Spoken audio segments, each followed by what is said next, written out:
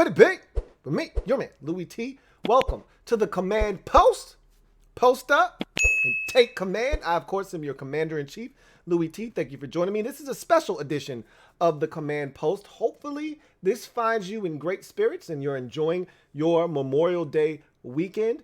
I wanted to come to you with a bit of a question, and I'm dying to hear your response to this. So I'm going to pose a question and I'm going to leave it blank, and you're going to fill in that blank. And I'm starting to get excited. I'm not going to lie to you. I'm going to keep it a buck, okay? I'm starting to get excited about the season.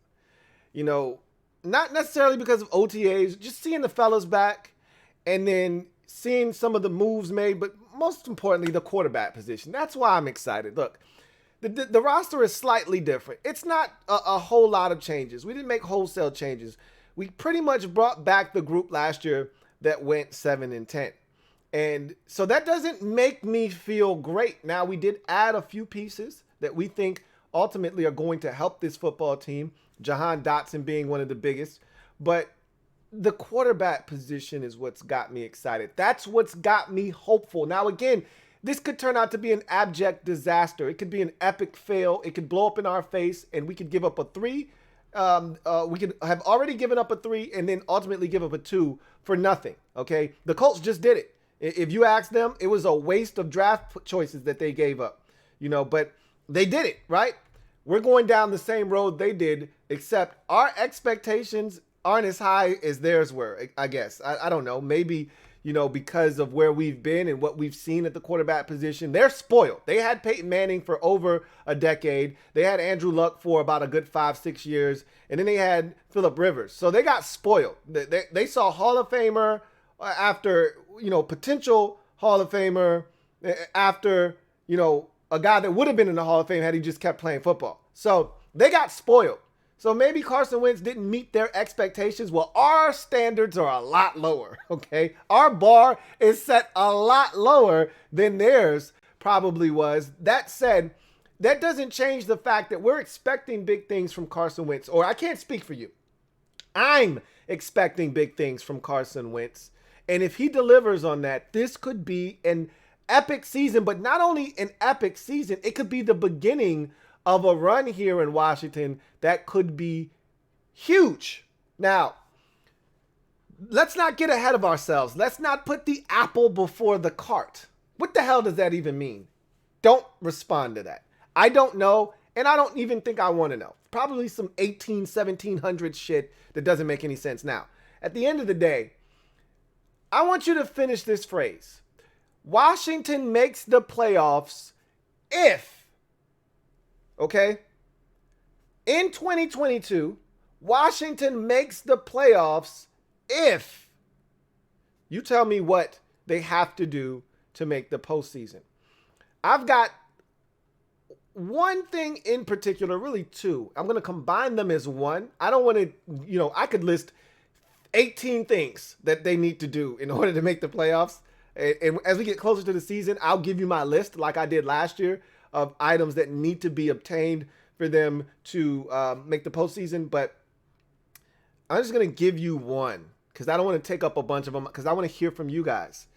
So my one thing, Washington in 2022 makes the playoffs if they go 6-2 or better versus the two divisions that they'll be playing, and this division will be playing in the NFC East, the AFC South and the NFC North. They must go a combined 6-2 or better versus those two divisions.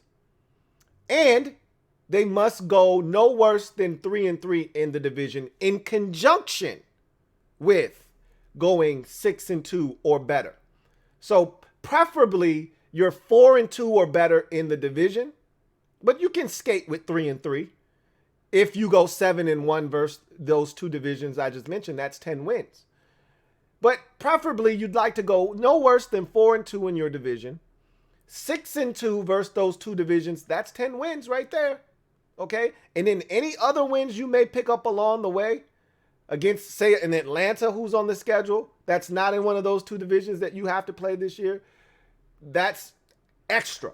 okay, that you pile on top of those 10 wins that you've gotten, which will ensure anything north of 10, you're going to the playoffs. 10 doesn't guarantee you anything. You should get in with 10, but that's not a guarantee, okay? That's not a guarantee. So you get 11 and you're getting in.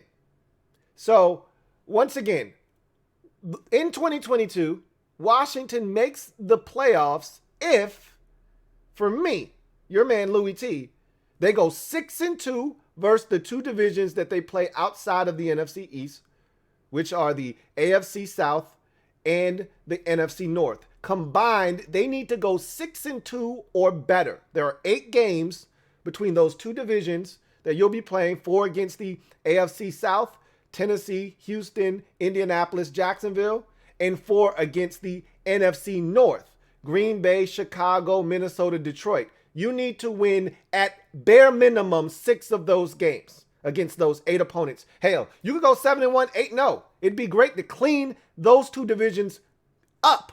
But I'm assuming that we're going to falter at least once in each of those divisions.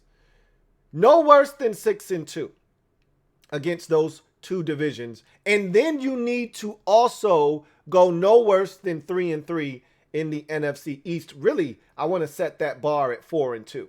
Really, if you want to be serious and you want to be taken seriously, you need to go at least 4-2 in the division with a record of over 500 in the division. But I'll settle for 3-3. You can get by with 3-3. That's not ideal, however. I would prefer 4-2, but I'll set the bar at 3-3, no worse than 3-3. You know, 3-3 or better really is what you're aiming for. And you need to be 6-2 or better against those non-divisions that we will be taking on in the upcoming season. So what says you? Leave it down in the comments section. In 2022, Washington makes the playoffs if you fill in the blanks. I can't wait to read what you guys have to say out there on this topic. I won't be talking about the playoffs. I won't be using the P word very often with this team, you know, as we get closer and closer to the season. I'm excited now, but I will temper those expectations and that excitement as we get closer to the season because I'm about that action, boss. We could sit here and talk, and we've done this in past off seasons where we've got super excited only to fall flat on our face. So I'm not doing that this time around, but I am telling you, I am excited and I am hopeful that this team is different and it feels different. The vibe around this team feels different. What the guys are saying feels different. It sounds different.